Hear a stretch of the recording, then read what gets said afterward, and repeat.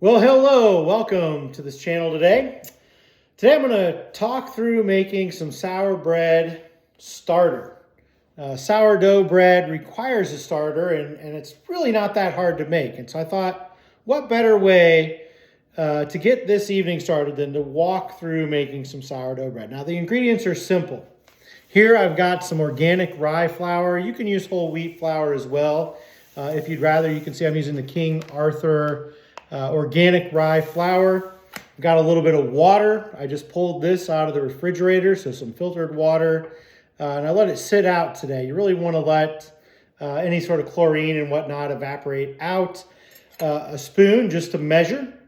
I'm going to be pulling the flour and putting it in here. I have a simple glass jar, roughly a quart here in size. And then I have a scale, a digital scale, to try to make this more scientific. Now I've read up on this, and it looks like in some cases people just use a cup and a half a cup. That's probably fine. If I went on King Arthur's website, they were advocating 113 grams of flour, 113 grams of water. But tonight I'm going to use 125 grams of water to 100 grams of flour. This was quoted on multiple sites as I was looking for how best to do this from a metric perspective, or just from a measurement perspective. So first thing I'm going to do is I'm going to tare my scale. Tearing means it's going to subtract out the weight of this, and I'm just going to go ahead and get myself 125 grams of water. I like to start with the water. It's a little easier to pull the dry out. 35, so just pour a little more out. Yeah, we're getting very close now, folks. Just taking a few grams off. All right, now I need to add a few grams.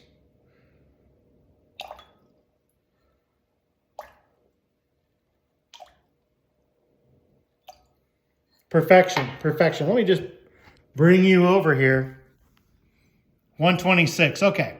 Not exactly perfect, but good enough. And you can see I got a little on here. Knock that off. It's good enough, folks.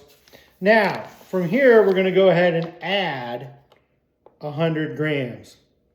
So I just like to start with a tablespoon. 125, now that was 127, so we're gonna go up to 227 here. 225, 230. Anywhere in that range is good enough. Folks, this is nature. It's not that precise. Okay, we'll just put a little more in. We're at 178, so we're getting close. Nice big one.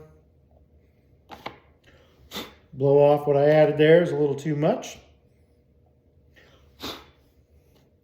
We'll clean that up later. Not a problem, folks. All right. 220. Okay, so here's where I like to start just going a little less. Take my time with it. There we go. This is going to be too much. There we go.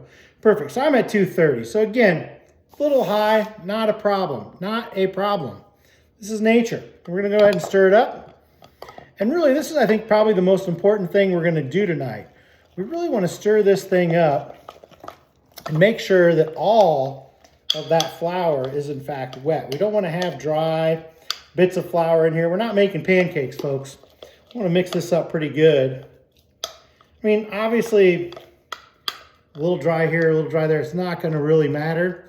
The reality is this stuff is going to kind of do the work itself for us. It's sourdough. We're literally letting this thing ferment by itself. There's clearly microorganisms in here just waiting for the opportunity for us to leave it alone.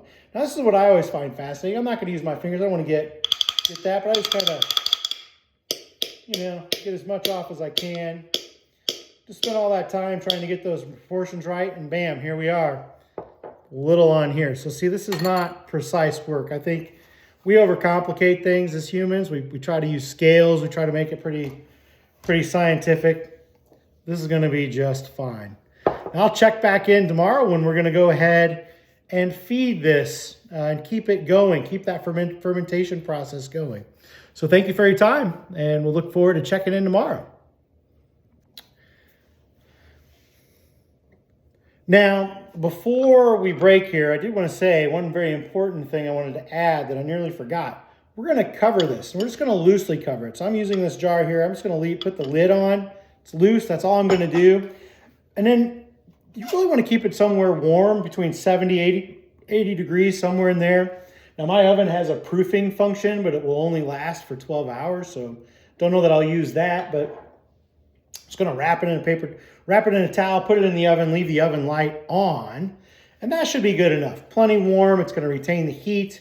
It's going to be just fine. Now I have a double oven.